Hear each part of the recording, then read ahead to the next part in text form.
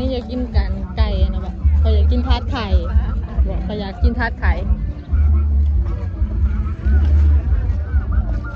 โอ้ปีนี้ก็จะเห็ดทางใหม่เนาะเห็ดถนนใหม่นะพี่น้องก็เลยยางหักกว่าเก่าอุ้ยซักเล่เร็วเร็วเร็วเช้าตอนนี้ชานมตอนนี้จะมากินชานมนี่หิวอะไรนะผ่อนยังไม่ได้ผ่อนดอกสาวยังไม่ได้ผ่อนดอกกินข้าวก็เลยไปหลอกมึงก่อนจะมากินอยู่เช้าหอมเด้วหิวเลยจะไปมาพี่เหลือก็พวกเขานะเขาไปซื้อเนี่ย30,000ก็แสบดีกว่าเขาเห็นแบบนี้ละแพงคือยังไงหอมเด้เนาะเบิ่งอาหารพี่น้องมีแต่เนื้อเป็นตาแสบเนาะสาวเท่านั้นมันจะไทยมันนะบอแบบนี้เขาจะกินขนมปังนี่ซะนี่โดนัทแบบนี้คือการคล้องเอามาแต่ไทยนี่ขนมปังอันนี้จับคนละเครื่องเลยซื้ออย่างเนาะเท่ากันสื่อเลยเช้ามาเบิ่งด้วยว่านี่สื่อเนี่ยนี่ซาเสือไม้นี่เฮ้ยสื่อนี่ก็ชิหนุ่มเย็นซาสื่อไปในนั้นนี่นะชีฟ้านักจะแพงอันนี้เฮ้ยแบบเขาคล้ายสุด3 แสนสาวจะเข้าไปเบิ่งดูตาสร้างอะไรซานี่อุ้ยมีแต่ตัวเป็นตาสร้างซานี่พูดมีแต่เบอร์มีแต่เบอร์ใหญ่มีแต่ปีหนึ่งขึ้นมาปีหนึ่งที่ออกแล้วบอกคือว่ามาย่างมาทางเก่าพี่ว่าพี่มาถ่ายต่อพี่มาอย่างหลอกทางเปลี่ยนกันถ่ายกันนะข้าวโพดขายจะสั่งเนาะ3 อีวิวเลยจ้ะเนาะขายใหญ่ดูเลย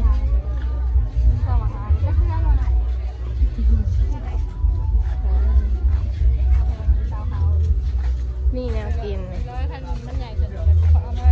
ไปย่างสิเบิ่งนี่แนวกินนี่เห็นบ่10,000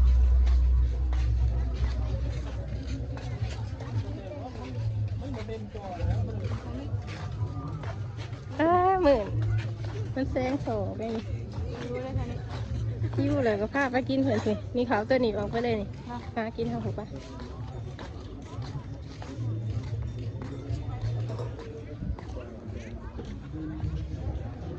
ก็ถ่ายเลยเนาะพี่น้องเมื่อกี้นี่นะพาบาบัวสายของสาวแพทถ่ายมาเป็นพอได้หน้าที่มาบึงเผยเห็นว่าสาวแพทออกคำเนี่ยนะราคาแห้งกระขึ้นนี่โอ้ยสิมันมีแต่ดื่มนี่ต่างนี่จ้ะ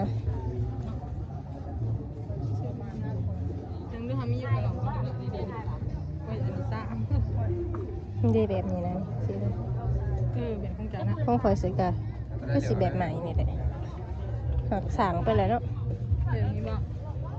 มันขายกันแบบย่อยขึ้นมาเลยมันเป็นของกุชชี่ของข่อยนี่แหละซาซงคอยใส่บ่คือก่อนเสียหายจ้ะเขาไม่เคยใส่ตามาใส่แล้วคือสะพมเลยนี่ขนม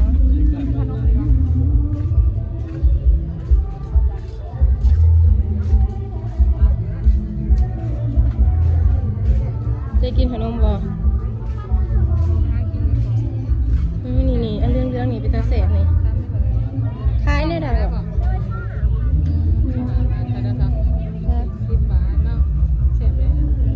หมักบ่แล้วเอาไหมแล้วพอกินข้าวก็ได้หมดเมื่อจังเลยกินน้ำเย็นในหางยานให้ไปนี่ซะใช่นี่ดีใครให้เพราะใครเบิกก็เริ่มมันจะได้อีกโบได้มาแต่ว่าตัวแทนนะแต่ว่าตัวแทนเนี่ยเพิ่นอยากกินสาว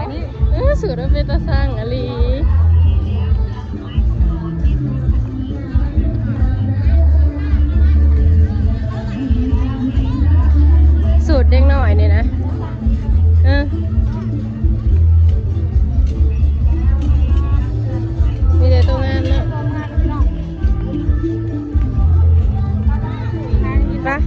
บวกเขาก็ยัดข้างใน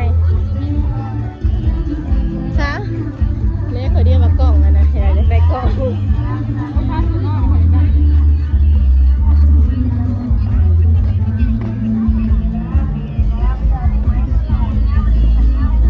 นี่เจ้าต้องแบบนี้สักเลย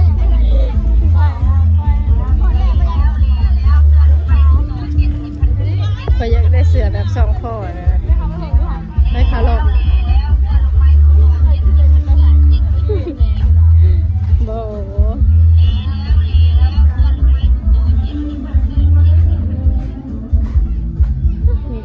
ได้เสือกลับมาเลยนะสาวเป็นอะไรนี่แบบอัพแบบโผล่แบบนี้นะสาวอุ้ยโบทางล้างขนาดนั้นพอทางล้างมันนั่นคันบอกทางล้างอันมันกับพอสายอยู่ได้เบิ่งได้พี่น้องทางล้างมีที่ใส่เลยที่พ่อไม่ถูกประกาศใส่นี่เขาแกมีนี่ให้มันก็ส่งข้าวสาร เบิ่งไปดูหูโอเคถ่ายเลยค่ะมาเอาแบบงามๆเลยเด้อแบบโด่งๆมาเลี้ยว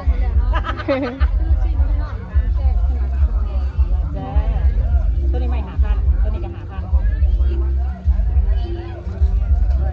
ตัวนี้ไม่5,000ไปเลยจ้าไม่5,000ลูกเอาของมาให้คุณลุงแม่เขาหน่อยของยายนี่ไม่ซื้อก็ลูกมานี่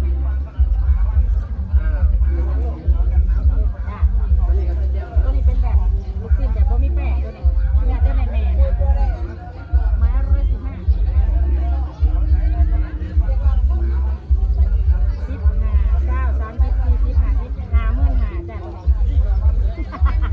เอาอะไรใส่อีกบ่ตอนนี้65จ้ะ65,000โอเคจัดไปนี่ลูกหยิบพอดีมาลูกได้ลูกได้ครบหรือยังเนี่ย10 3 4 5 ครบ100ใส่แก้วหรือยังเอ่ยโอเคจ้ะมาเลยลูก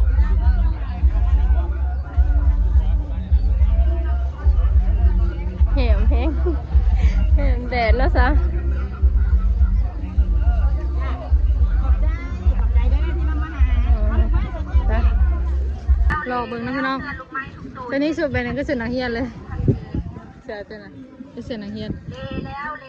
โอ้ยเย็นหน่อยเดี๋ยวนี้โอ้ยซื้อไปเนี่ยเขาต้องซื้อแล้วเสือนี่ธรรมดานะ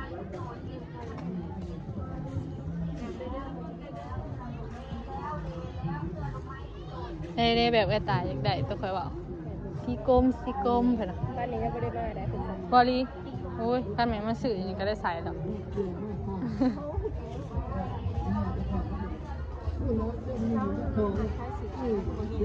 เสื้อไปได้ทำอ๋อนี่เลยทั้งผู้เจ้ายังไม่ได้หล่อเส้นนี่ตีสาวเส้นทางเทิงเนี่ยไปทางไหนเงาปะไปหนังผูไปหนังทางหลังหวานทางผูปะเอาทางมีสูงทางหนามาเลยใจเย็นอย่างเขาแล้วบนนี้นะผ่านดังกับมานะพี่น้องผลิตตะพันแทงหัวผ่านเจียวกุ้งต้องลองตัวแทนเนาะบ่เมนเจ้าของแบรนด์แท้เนาะอยากอยู่นะพี่น้องผัวจะซื้อและแบ่งให้ซิมเนี่ยเด้อจังไหนบ่กินเผ็ดก็สิกิน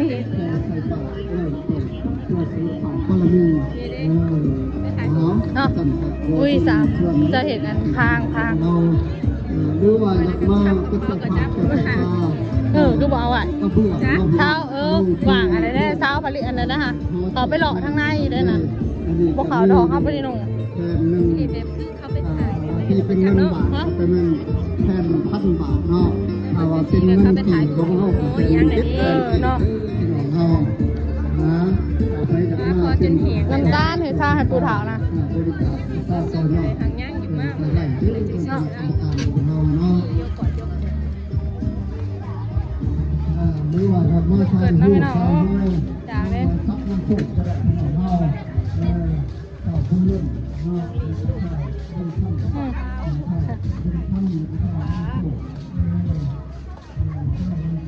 เลือกแบบไหนจะแพงอยู่ นี่ชาวปีนะมึงก็ซื้อมาเอาเขาเคยมาแล้วอ่ะ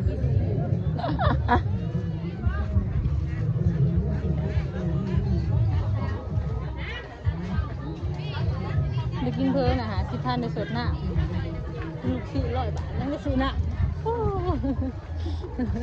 นี่มีเช้ามีกะทินี่จ้ะเช้าเอาไหนเนี่ยเขาไปบอกมาคนเต็มหมดแล้วค่ะมากินป่ะเช้ามีกะทิกินมีกะทิจ้ะสวยเท่าไรทำเนาะ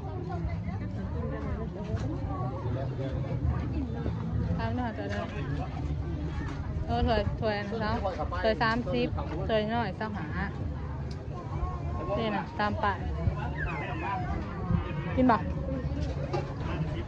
มีกะทิอยู่บ่แหละถวยเท่าไรบ่30เดี๋ยวสิมากินนะพี่น้อง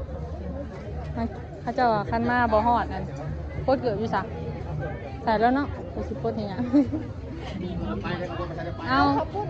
อบคุณถ้วยหนึ่งมีถ้วยหนึ่งโอ้โหค่ะเขาเจ้าว่าคันมา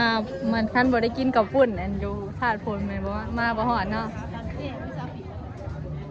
มือดำมากินหมี่กะทิเนาะตอนนี้หาเป็นกินกับปุ่น ไปบ่มากเด้ กินหมี่กะทิ ไปบ่มากถ้าเราอยู่หยาบแจ๋วให้เนาะนี่เนาะพี่น้องได้ทุกสิ่งผลละทงเมื่อกินนี่น้ำนี่ก็มีก็ซื้อน้ำยังว่าแป๊บซี่ก็ได้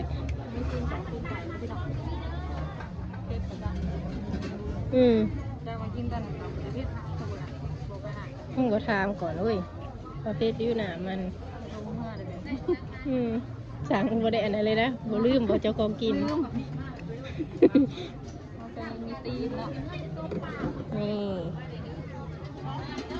แซ่บภาษาแคท ประเภทนั้นเลยค่ะ ประเภทดอกหน้ามันนี่นะเนาะเพราะว่าเขาเห็ดการกับพริกดิบดิ ตีนอยู่ละต้องขอไปกินเพชรเนาะ กินข้าวกับบ่ปวดหมวกเนาะปวดหมวกก็เฮาสาว ฝากแพทกินเบิร์ดเลยนะพี่เนาะห่อบ่เบิร์ด3มันเผ็ดเดี๋ยวบอกเท่านี้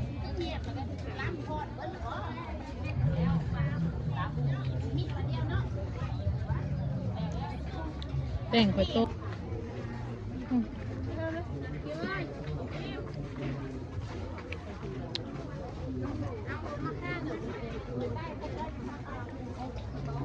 ขึ้นมาเกลืองครับพี่น้อง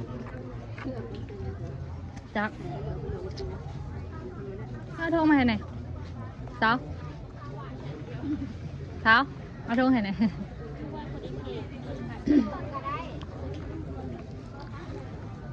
โนละแสนเดียวนะพี่น้องมาถ่ายก็เจ้าพ่อนอกเปิดงานแล้วกับสิริเมื่อไรนะพี่น้องแดดถ้าพาเมื่อนะยามันขำตัวเอาคิดโอกาส2 โมงไปได้ผลพี่น้องฮอนบาทนี่จำเจียวเสียบไปท่านี้เกี่ยวเลยเนาะท่านี้กินเจียวเด็ดเด็ดบอกเด็ดมีสายไปใหม่จะกินตัวแรกไหมด้วยกันแต่ว่า